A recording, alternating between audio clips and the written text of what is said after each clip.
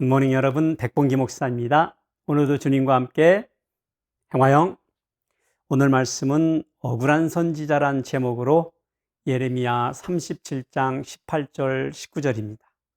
함께 읽어보겠습니다. 예레미야가 다시 시드기야 왕에게 이르되 내가 왕에게나 왕의 신하에게나 이 백성에게 무슨 죄를 범하였기에 나를 옥에 가두었나이까. 바벨론의 왕이 와서 왕과 이 땅을 치지 아니하리라고 예언한 왕의 선지자들이 이제 어디 있나이까. 예레미야를 통하여서 시드기야 왕은 하나님의 말씀을 들었습니다. 결국에는 바벨론에 의하여 유다의 성읍들이 불타게 될 것이며 왕도 포로로 사로잡혀 갈 것이라는 내용을 들었습니다. 그런데 시드기야 왕은 예레미야를 여전히 하나님의 선지자로 제대로 대우하지 않습니다. 그의 말에 따라서 하나님의 말씀에 순종하지도 않습니다. 예레미야 선지자는 잠시 옥에서 풀려나서 자유로워진 듯합니다. 그가 그의 고향 베냐민으로 해결해야 할 분깃, 즉 땅 문제 때문에 내려갔습니다. 그런데 그는 그곳에서 기대치 못한 일을 당하게 됩니다. 이리야라는 선지자들의 우두머리가 예레미야를 모함하기 시작한 것입니다. 그가 예레미야에게 바벨론에 항복하려 한다는 소문을 만들고 그를 고소하여 고관들에게 끌고 갔습니다. 그는 그렇게 고관들 앞으로 끌려가 흠뻑 매를 맞고 결국에는 뚜껑 씌운 웅덩이로 만든 감옥에 갇히게 됩니다. 예레미야 선지자는 그렇게 또 사람들에게 배척당하고 구타까지 당하고 또 다시 옥에 갇힌 신세가 되었습니다. 예나 지금이나 하나님의 말씀을 곧이곧대로 전하는 사람들은 세상에서 인기가 없습니다. 대적을 당합니다. 소외됩니다.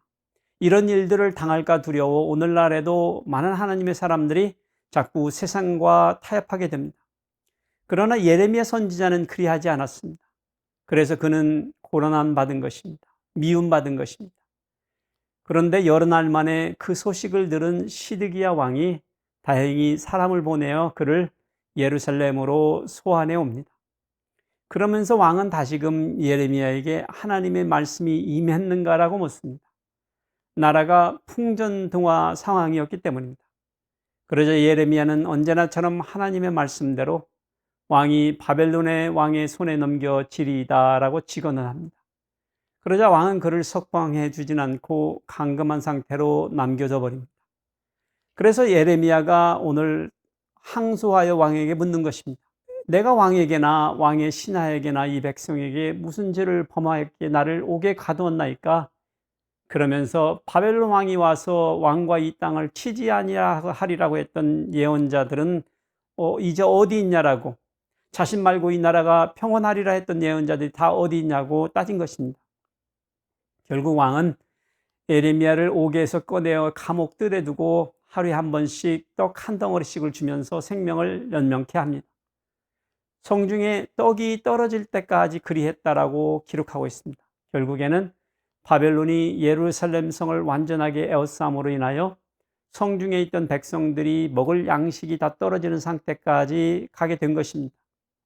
하나님의 선지자 예레미야는 그렇게 감옥의 뜰에서 예루살렘의 성에 무너져가는 것과 백성들의 처참한 죽음도 고통도 바라보면서 유다의 마지막 꺼져가는 등불을 바라보는 증인으로 그렇게 무기력하게 서 있었습니다.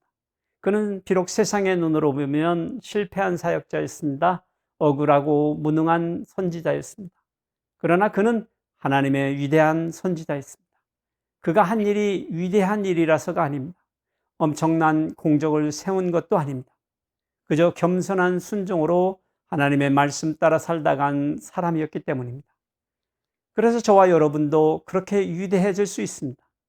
여러분, 오늘도 하나님께 작은 순종을 드리는 위대한 삶을 보내시기를 축복해 드립니다. 주님과 함께 행화영